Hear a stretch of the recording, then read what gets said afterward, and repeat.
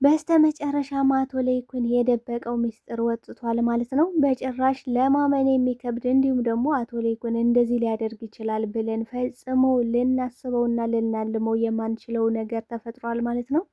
እንግዲህ ወይዘሮ ዝናሽም ጆሮዋን ጨው የሚያደርግ ነገር እንግዲህ ሌላ መዘዝና ሌላ ሚስጥር መጥቶላታል ማለት ነው። አሁን ላይ እንግዲህ አቶ ለይኩንም እኔና አንቺ ነን ትዳራችንን ተባብረን ያፈረስ ነው በማለት እንግዲህ ሲነግራት እሷም በሰዓቱ ግራ ተጋብታና ተጨንቃ ነበረ።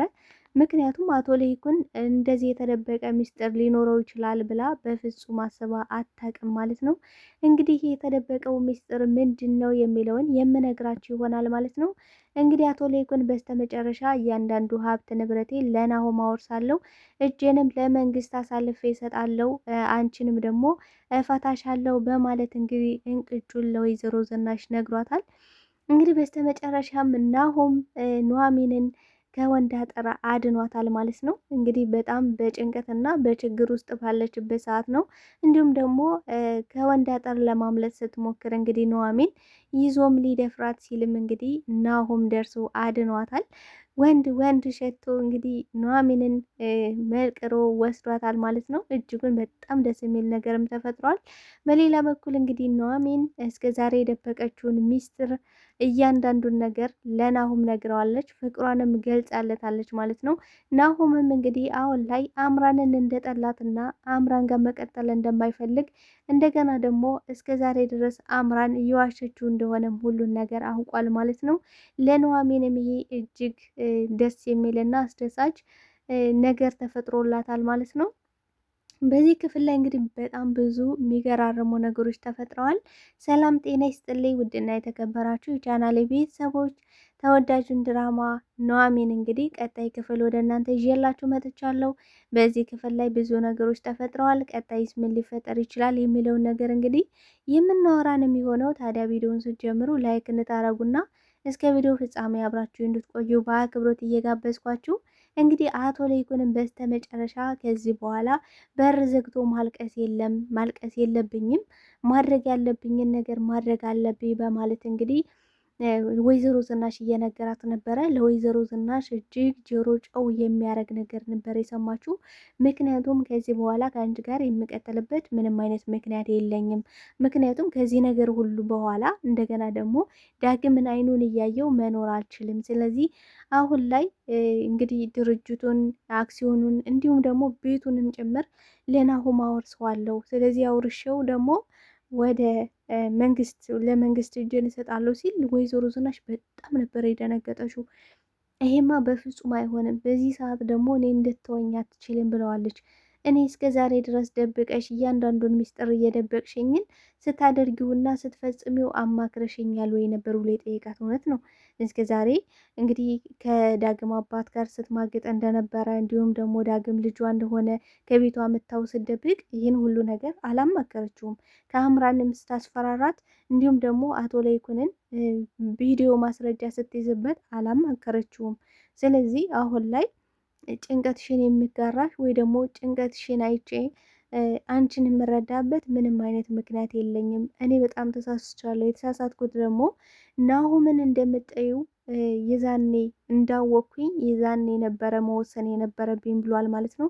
ምክንያቱም አሁን ላይ እንግዲህ ናሆም የወይዘሮ ዝናሽ ልጅ እና እንዲሁም ደግሞ የአቶ ለይኩን ልጅ እንዳልሆነ ነው ሁላችንም የምናውቀው የነበረ።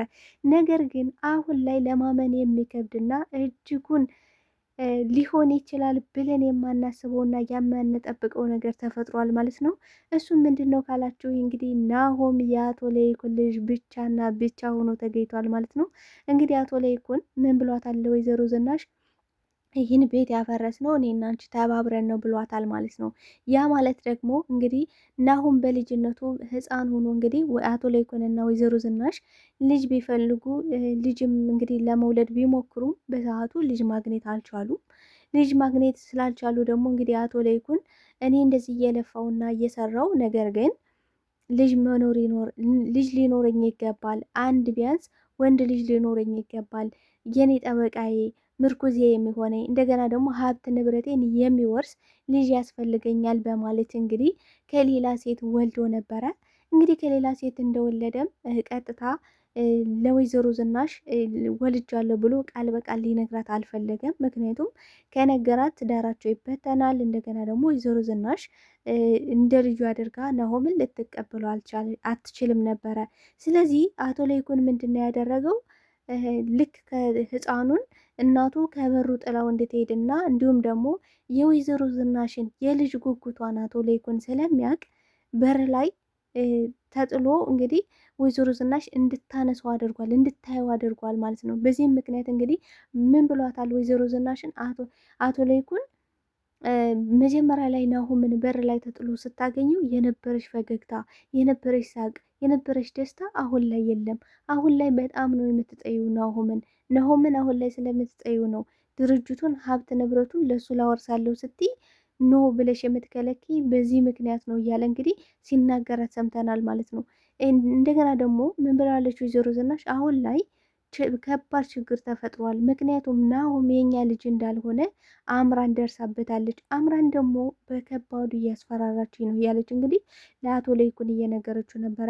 አቶ ለይኩንም በበኩሉ ማን ይህን ነገር ሊያወጣ የቻለው ማለት እኔና አንቺን እኔ ስለዚህን ነገር የምናውቀው ሌላ ማን ቢያውቅ ነው ሲላት እንግዲህ ኤሚ ዳግም ወንድሟ እንደሆነ ተጠራጥራ ዲኤንኤን ምርመራ እንዳደረገች እና እንዲሁም ደግሞ ከኤርሚያስ ጋር አሁንም ድረስ አምራን ግንኙነት እንዳላት ሲቀጥል ደግሞ ሁሉም ሰው እንዳወቀ ከናሁም ውጪ ሁሉም ሰው እንዳወቀ ነግረዋለች ማለት ነው። በዚህ አጋጣሚ እንግዲህ አቶ ለይኩን ምን የሚፈጠር ምን አሁን ላይ ለናሁም አወርሳለሁ፣ ነገር ግን እጄን ለመንግስት እሰጣለሁ፣ አንቺንም እፈታሻለሁ ብሎ እንቅጩን ሲነጋት በጣም ነው የደነገጠችው።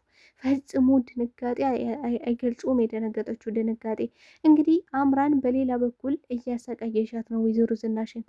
አሁን ድርጅቱን ሀብቱን ንብረቱን ወደ እኔ ስም እንዲዞር ፈልጋለሁ። እንግዲህ ወይዘሮ ዝናሽ ምን ብላታለች? በቃ ግማሹን ቢያንስ ተይልኝ፣ ምክንያቱም እኔ ራቁቴን መቅረቴ ነው፣ እባክሽ ልለምንሽ ስትላት እሷ ግን በፍጹም እንደማትሰማትና አይደለም የሷን ይቅርና የአቶ ለይኩንም ጭምር ልትወስድ እንደምትችል እንደገና ደግሞ ቤቱንም ሁላ ልትወርስ እንደምትችልም እንግዲህ አምራን እየዛተችባት ነው። ግን በስተ መጨረሻ ግን አምራን ትወድቃለች። የምትወድቅበት ምክንያት ደግሞ ናሆም አሁን ላይ አይኑ እየተገለጠለት ነው። ኑሐሚንን አሁን ላይ እየወደዳትና እያፈቀራት ነው። እንግዲህ ኑሐሚን ጋር ፍቅሩን ስትገልጽለት እንዲሁም ደግሞ በፊት የነበረውን ኑሐሚን በፊት እንግዲህ ናሆም ጋር የነበራትን ስሜት እያስታወሰ በጣም በሚገርምና በሚደንቅ ሁኔታ እያስታወሰ ያለፈችበት ቆይ ግን ይህን ያህል የምትወደኝ ምን አድርጌላት ነው? ያቺ ደግሞ ለገንዘብ እንደቀረበችው አሁን ላይ ነው ተገልጦለታል። ስለዚህ ከእንግዲህ ናሆም ወደ ከተማ ሲመጣ ቀጥታ አምራንን ያፋጥጣታል ማለት ነው። የሚያፋጥጣት ውሸቷን፣ ሴራዋን፣ ተንኮሏን ሁሉ ነገር ስለሚያውቅ በዛ ምክንያት እውነቱም እያንዳንዱ እስከዛሬ ድረስ ለናሆምና እንዲሁም ደግሞ ለዳግም የተደበቁት እያንዳንዱ ሚስጥሮች ይፋ ይሆናሉ ማለት ነው። በዚህ አጋጣሚ እንግዲህ ናሆም እንግዲህ ወይዘሮ ዝናሽ እናቱ እንዳልሆነች ያውቃል ማለት ነው። በጣም የሚገራርሙ ነገሮች ናቸው። እንግዲህ አቶ ለይኩንም ለወይዘሮ ዝናሽ ምን ብሏታል? ከሆነ ጊዜ በኋላ ለናሆም ያለች ነገር በጣም ተቀይሯል። በቃ በጣም ነው የምትጠዩ። አሁን ላይ እንዲሆንለት የምትፈልጊው ዳግም ከመጣ ጀምሮ ለዳግም ነው የምታደዩ። እንግዲህ በባለፈው ምን አድርጋለች? ናሆምና እንዲሁም ደግሞ ዳግም ሲጣሉ ለዳግም አብራ የጥፊ መተታው ነበረ። እንግዲህ አቶ ለይኩን በሰዓቱ ምን ብሏት ነበር? እንዴት እጅሽን ታነሽበታለሽ? እንዴት ለምን ብሏት ነበረ። እና አንተም እኔን በጥፊ ምታኝና ሁለታችን የሚጣረሳል ብለው ነበረ። ነገር ግን አቶ ለይኩን ዳግም ማለትም ናሆምን ለምን አብዝቶ እንደሚወደው በዚህ የተረዳን ያወቅን ይመስለኛል። እንግዲህ አቶ ለይኩን እንግዲህ ምን ብላለች ወይዘሮ ዝናሽ ዳግምን ስትወልድ ወልዳ ከመጣች በኋላ እኔ አንተ ምን ብለዋለች እንግዲህ አንተ ስራ እያልክ እኔ ልታየኝ አልፈለክም። ስለዚህ አንተ ደግሞ በዛን ሰዓት ሌላ ሴት እየሄድክ ስለመሰለኝ እኔ ደግሞ ከዳግም አባት ፍቅር ይዞኝ ነበረ፣ ከእሱ ጋር ደግሞ የሚገርም ጊዜን አሳለፍኩ እያለች እንግዲህ ለአቶ ለይኩን ስትነግረው ነበረ። ተወዳጆች አንዳንዴ የምናያቸውን ነገሮች በቃ የምናይ ድርጊቱን አይተን ነው እኛ እየፈረድን ያለ ነው። ነገር ግን የሰዎች የተደበቀ ማንነት ጭራሽ ሰዎችን እናውቃቸዋለን ብለን እስኪ ከብደን ድረስ ነው እንግዲህ ለአቶ ለይኩን በጣም ነበረ የምናዝነው ከዚህ በፊት እንዴት ሊሆን ይችላል እያለን እንግዲህ እንዴት በዚህ ልክ ባሏን ትበድላለች፣ በዛ ላይ ደግሞ በዝሙት ዘሙታ ወልዳበት መታ እያለን እንግዲህ በጣም ብዙ ነገሮችን ስንል ነበረ።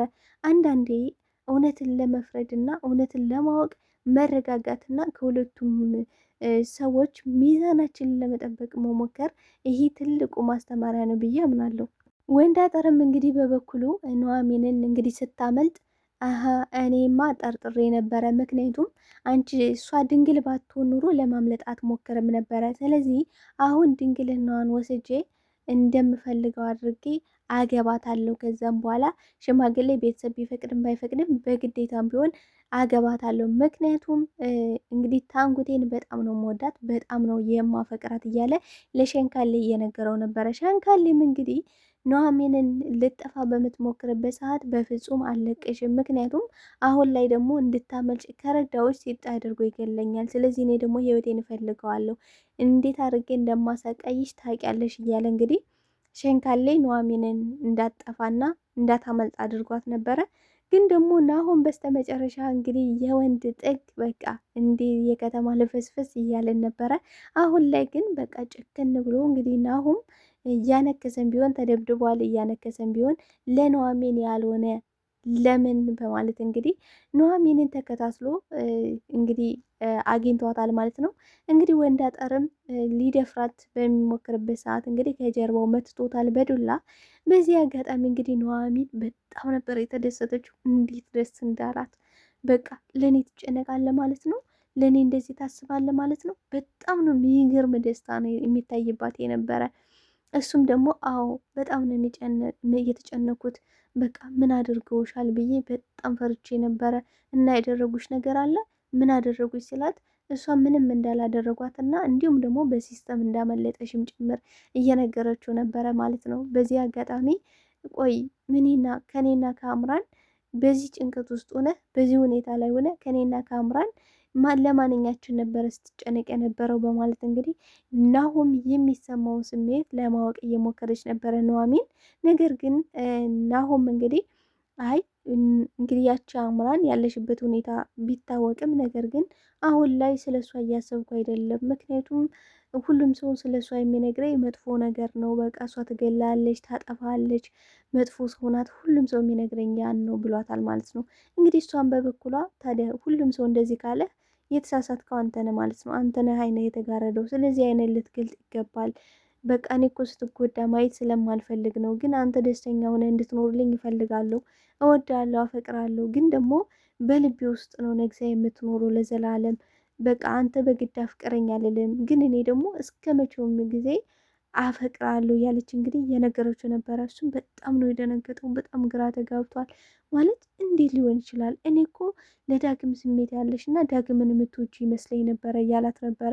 እሷ ግን ዳግምን ከወንድምነት የዘለለ ወዳው እንደማታውቅ እንዲሁም ደግሞ እሷ የምትወደው በንጹህ ፍቅር እንደሆነ ከበፊቱም አንተ ታውቀኛለህ፣ ነገር ግን ልታስተውለኝ አልቻልክም ብለዋለች ማለት ነው። እንግዲህ በእንደዚህ ስቀሽና ደስ ብሎች ስላየውሽ በጣም ደስ ብሎኛል ሲላት፣ እሷም ደግሞ አሁን ላይ በደስታዋና በሀዘኗም ሰዓት ከአጠገቧ ስለሆነ እንዲሁም ደግሞ አሁን ላይም ስላዳናት በጣም ደስተኛ ሆናለች። እሱም እንግዲህ እስከ ዛሬ ድረስ በሀዘንሽ እኮ እኔ አብሬሽ አልነበርኩም ሲላት፣ አይ በልቤ ውስጥ ነግሰህ አብረ ነበርክ ብለዋለች ማለት ነው። እንዲህ ምን ያህል እንደምትወደው ምን ያህል እንደምትሳሳለት በቃ በጣም ነው የሚገርመው። እንግዲህ ከወንዳጠር ሲያድናት በቃ ደርሶ ሲያድናት እንግዲህ ደስታዋ እጥፍ ድርብ ነበረ። እንግዲህ እናና የኑሐሚን አያትም በጣም ነው ደስ ያላት። በቃ ላንቺ ብሎ ይሄ ልጅ እኮ በጣም ብዙ ዋጋ ከፈለ፣ ላንቺ ብሎ ብዙ ተንከራተተ፣ ብዙ ድላ ወረደበት። ግን ደግሞ ያኔ ጨምላቃ ምን አደረገሽ እስኪ ንገሪኝ እውነቱን ብላ እንግዲህ ለመመርመር ሞክራ ነበረ የኑሐሚን አያት። ነገር ግን ኑሐሚን በጥበብ እንዳመለጠችና እንዲሁም ናሆም እንዳዳናትም ጭምር እንግዲህ ተናግራለች ማለት ነው። አሁን ላይ በጣም የሚገራረሙ ነገሮች እንግዲህ አቶ ለይኩን አሁን ላይ ምን አይነት ውሳኔ ሊወስን ይችላል? እውነት ናሆም የግሉ ልጅ እንደሆነ አሁን ላይ ያውቀናል። ናሆም የአቶ ለይኩን ልጅ ብቻ ነው እንግዲህ፣ ወይዘሮ ዝናሽ ልጁ አይደለም። ስለዚህ አሁን ላይ ወይዘሮ ዝናሽ የናሆም የአቶ ለይኩን ልጅ እንደሆነ ስታውቅ ምን ሊሰማት ይችላል? እስኪ የሚሰማትን ስሜት ሀሳብ አስተያየታችሁን በኮሜንት ሴክሽን ላይ አስቀምጡልኝ። እንግዲህ ሁለቱም የተደበቀ ሚስጥራቸው ወጥቷል። የአቶ ለይኩንም ልጅ እንዲሁም ደግሞ የወይዘሮ ዝናሽን ልጅ ወጥቷል። የሚገርመው ነገር እንግዲህ ሁለቱም አንድ እኩል ናቸው። አሁን ላይ አምራን ያልቅላታል። አምራን ትጨልላለች፣ ታብዳለች በእርግጠኝነት ማለት ነው። ምክንያቱም አሁን ላይ ናሆም የምንለማመጥበት ምንም አይነት ምክንያት የለኝም ብሏል ማለት ነው። እንግዲህ ተወዳጆቼ ለዛሬ ይዤላችሁ የመጣሁት ኑሐሚን ድራማ ይህን ይመስል ነበረ። በቀጣይ ፓርት እስክንገናኝ መልካም ጊዜ፣ መልካም ቆይታ። ለቤቴ እንግዲህ አዲስ የሆናችሁ ቤቱን ሰብስክራይብ በማድረግ ቤተሰብ እንድትሆኑ በአክብሮት ጠይቃችኋለሁ። ባይ ባይ ተወዳጆች።